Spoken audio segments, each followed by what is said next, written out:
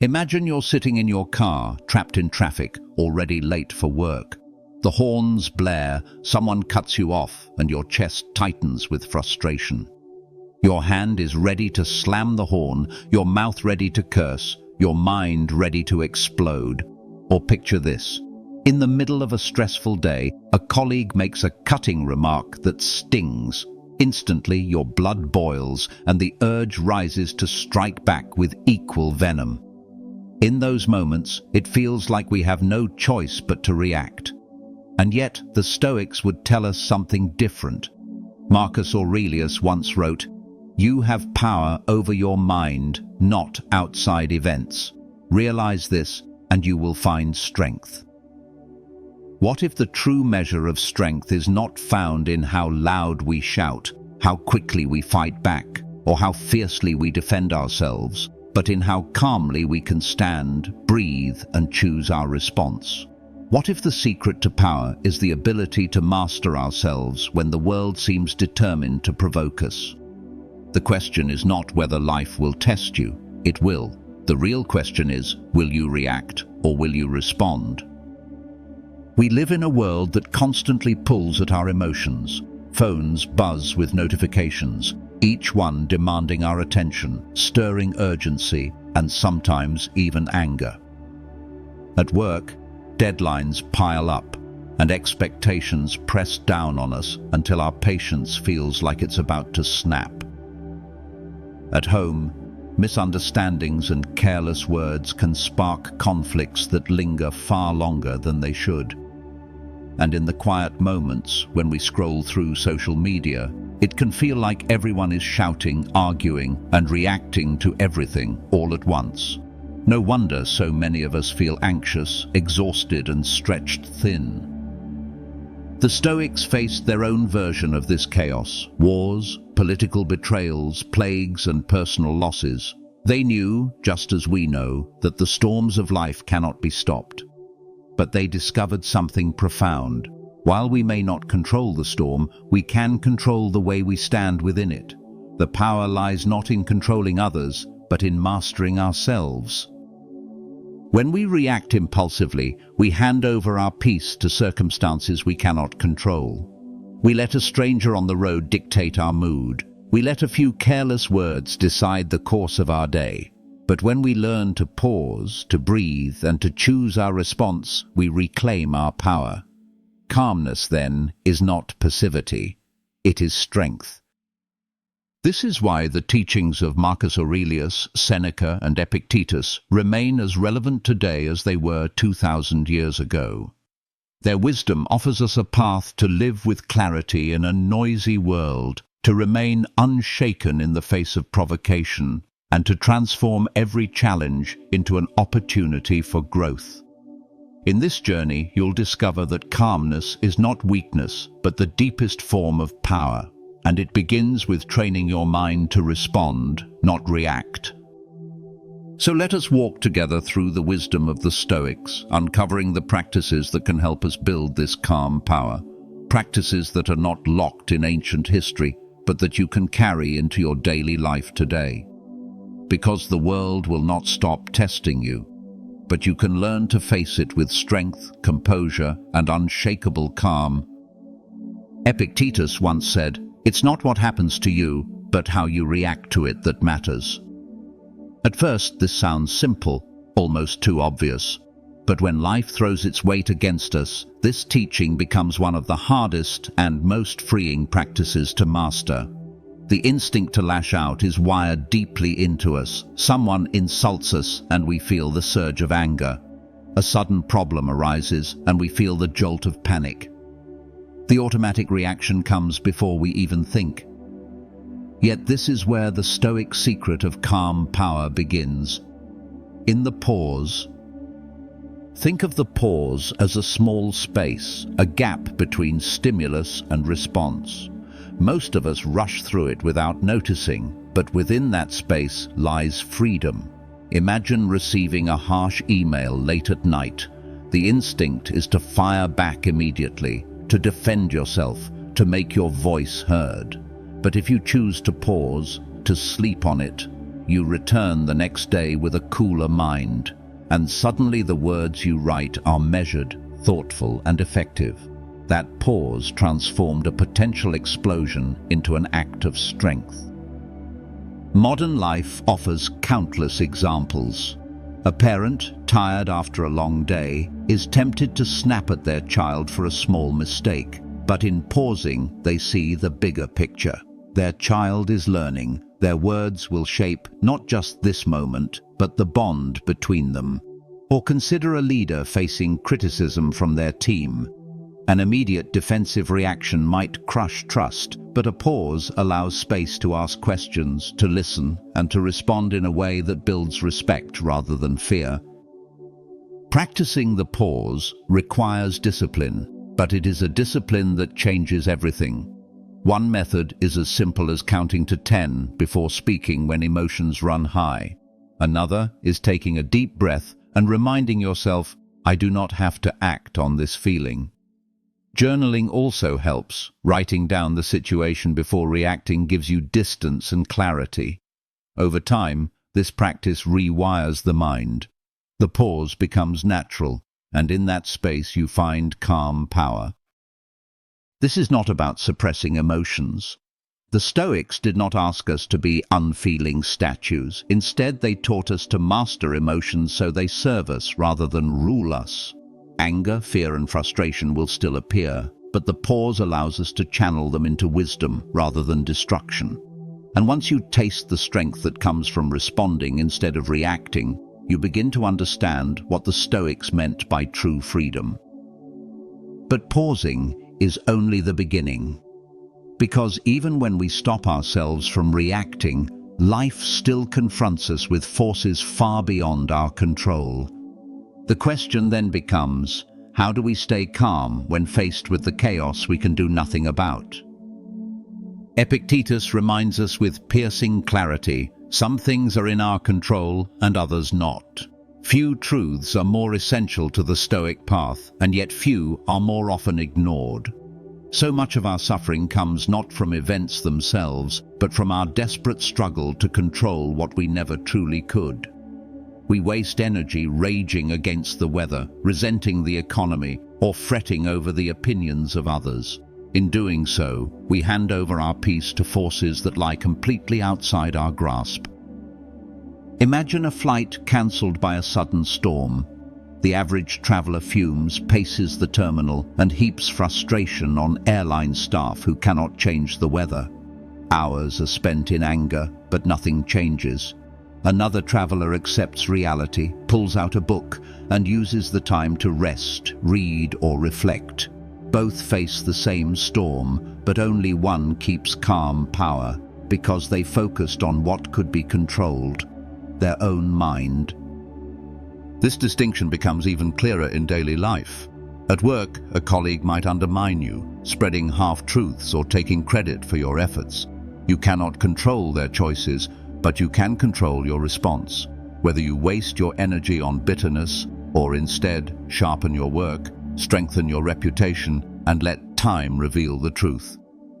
In relationships, you cannot dictate how another person feels or behaves, but you can choose the integrity of your own actions and words. The Stoics taught us to draw a mental line separating what is ours from what belongs to fate. Our thoughts, judgments, and actions, these are ours. Fortune, reputation, health, wealth, the behavior of others, these are not. When we confuse the two, we set ourselves up for endless anxiety. But when we accept the boundary, life becomes lighter and calm becomes possible. A simple practice to embody this is journaling each night. Take a troubling event of the day and write 2 columns. On the left, what was outside your control. On the right, what was within it. Focus your energy only on the right side. Over time, this mental training becomes second nature. You stop trying to command the winds and instead learn to steer the sails. Recognizing this truth doesn't make life painless, but it strips away needless suffering. We stop fighting battles we cannot win and start mastering the ones we can. And when insults or criticism come our way, this same principle guides us. Because often the sting of words lies not in the speaker's tongue, but in our decision to let those words pierce our heart. Marcus Aurelius once wrote, "Choose not to be harmed, and you won't feel harmed." At first, this seems impossible. How can we not be harmed when someone insults us, mocks us, or questions our worth? Yet the emperor-philosopher points to a radical truth. Words and opinions have no real power unless we grant them entry into our soul. The insult itself is not the wound. Our decision to accept it as truth is what gives it weight. Picture scrolling through social media and stumbling upon a cruel comment about your work, appearance, or beliefs. Instantly, your mind begins to turn the words over and over, giving them life, as if the stranger who wrote them now sits beside you, whispering poison. Hours are wasted replaying the comment, even though it came from someone who does not know you, someone who likely hurled those words from their own place of pain. The harm did not come from the comment, it came from allowing it to take root. This dynamic plays out everywhere. At work, a colleague's offhand remark can spiral into days of resentment. In family life, a careless word spoken in anger can echo in our minds far longer than it was intended to last. The Stoic practice here is to pause and ask, is this truly about me, or is it about them? Often, insults reveal more about the speaker's struggles than our own value. By reframing the insult, we disarm it. Consider the example of a teacher criticized harshly by a parent. One teacher reacts with defensiveness, carrying bitterness home. Another pauses and thinks, this parent's anger may come from fear for their child, not from hatred of me. With this reframe, the sting fades and a calm response becomes possible. To cultivate this strength, practice mental distancing. When criticism comes, imagine the words floating past you like smoke. Ask yourself, will this matter in a year? Will this person's opinion define my character? More often than not, the answer is no. By choosing not to internalize every careless word, you build resilience and preserve your inner calm. This does not mean ignoring all feedback. Constructive criticism can be a powerful teacher. The Stoic path is to distinguish between what builds us and what merely seeks to wound, to accept the useful and discard the rest. When you realize that no insult can harm you without your permission, you gain freedom. And with that freedom, even the harshest words lose their grip. But life does not only test us with words, it places real obstacles in our path. Failures, setbacks, and disappointments that seem to block our progress. And here, the Stoics teach us another secret. Obstacles are not just barriers, they are training grounds. Marcus Aurelius declared, "The impediment to action advances action. What stands in the way becomes the way." Few lines capture the Stoic spirit more powerfully. To most people, obstacles feel like enemies, things that block progress and steal peace. But to the Stoic mind, every obstacle is also a teacher, every hardship a hidden training ground. The key is not to curse the stone in the road, but to use it to strengthen your step. Think of a young athlete preparing for competition. They lift weights, not because they enjoy the strain, but because resistance builds strength. In the same way, life's resistance, failure, rejection, disappointment, builds our inner muscles if we approach them with the right mindset.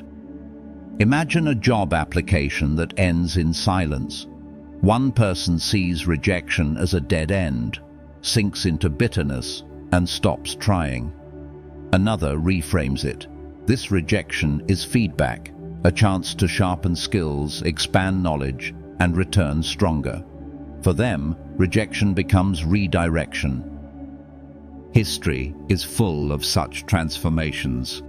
Thomas Edison, when his laboratory burned down, reportedly said, "Thank God all our mistakes were burned up. Now we can start fresh." What most would see as a devastating loss, he reframed as an opportunity. This was the Stoic principle in action. The obstacle is not the end, it is the beginning of a new path. In daily life, the practice is to pause when obstacles arise and ask, "What is this here to teach me?" A long line at the store can become training in patience. A financial setback can become training in resourcefulness. A conflict with a friend can become training in humility and forgiveness. By seeing each challenge as a lesson, frustration transforms into growth. This mindset does not remove pain, but it gives pain purpose, and with purpose, even suffering can be endured with dignity. Seneca wrote, "Difficulties strengthen the mind as labor does the body. The storm that bends the tree also deepens its roots." When you begin to see obstacles as allies in disguise, life changes. You stop asking, "Why me?" and start asking, "How can this make me stronger?" And that shift turns chaos into calm power. But there is another dimension to this strength that the Stoics never forgot. Life itself is short, and the time we waste on anger and frustration is time we can never recover. Seneca reminds us, "It is not that we have a short time to live, but that we waste much of it." This truth cuts deep. Anger, resentment, and reactivity do not just disturb our peace in the moment. They steal precious hours and days from the limited span of life we are given. Every time we let rage consume us, we trade away time that could have been used to love, to learn, to create, or simply to be at peace. Think about how often anger lingers. A heated argument may last only minutes, but the replay in our mind can go on for hours, even years. Families have spent decades divided over words spoken in a single moment of passion.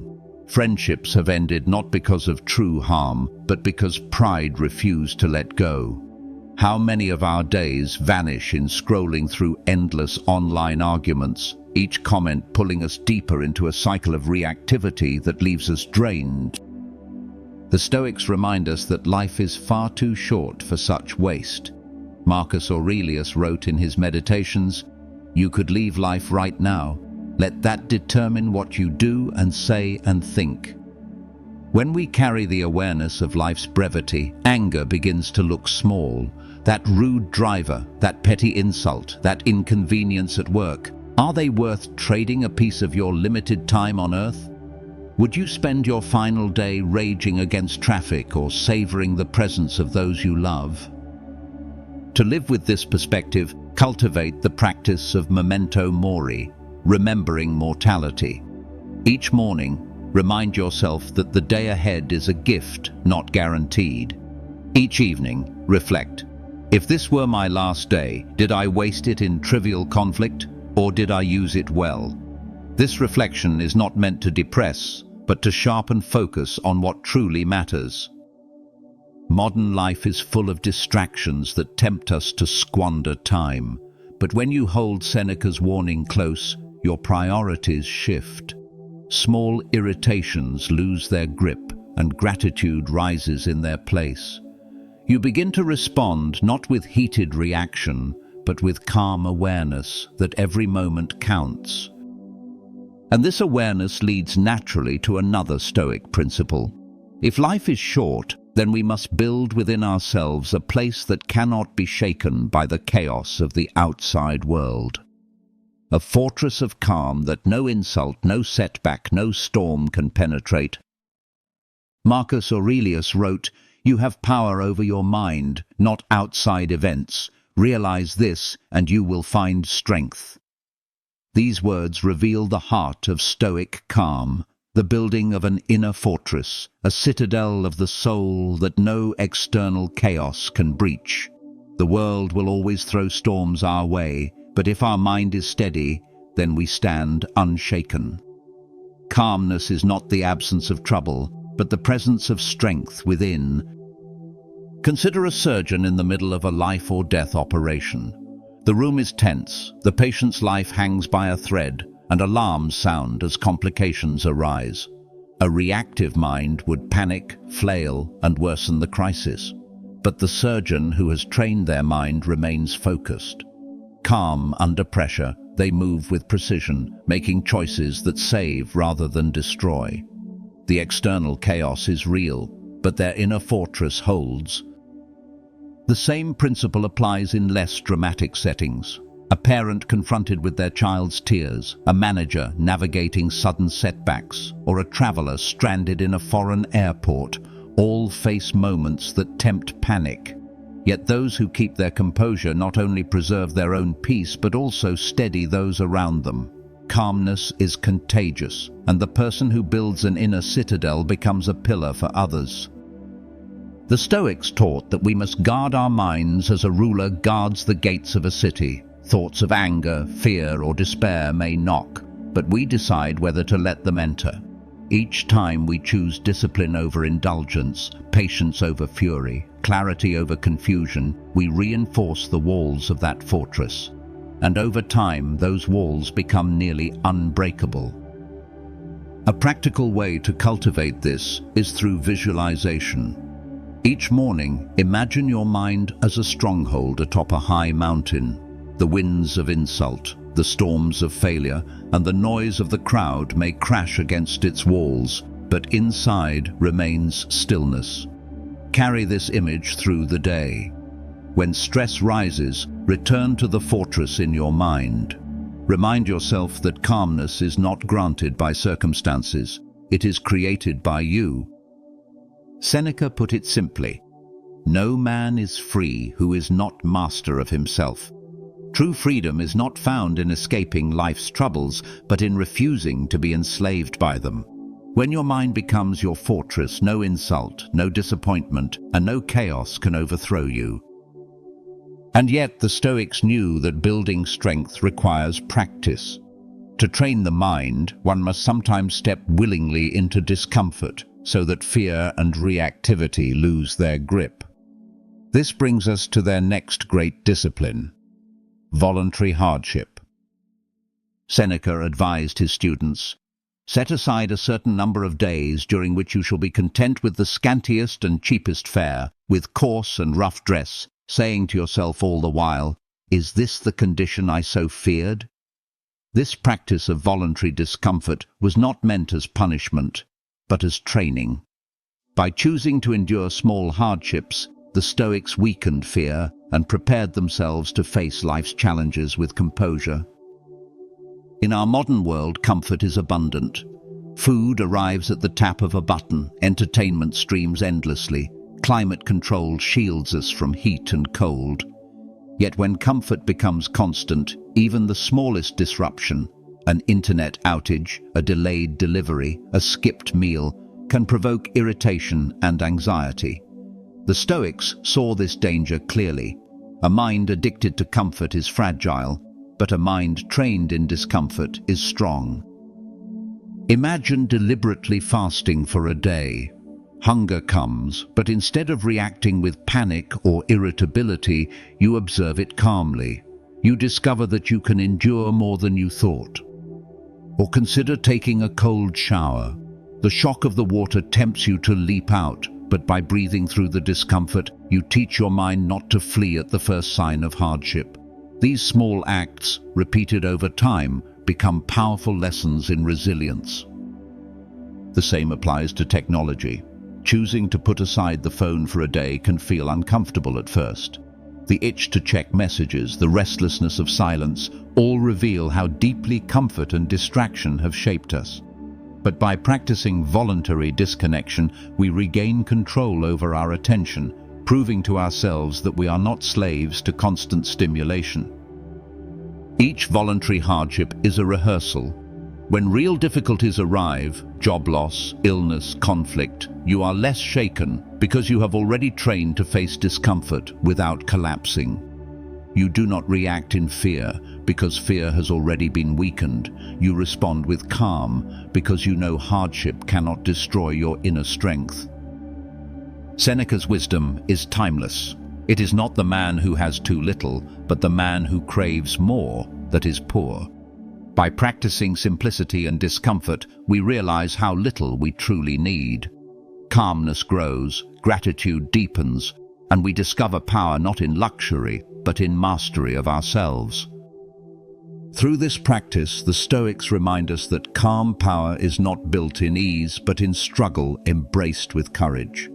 And when all these lessons come together, the pause, the acceptance of control, the reframing of insults, the turning of obstacles into training, the remembrance of life's brevity, the guarding of the inner fortress, and the embrace of discomfort, we see the shape of a life lived with unshakable strength.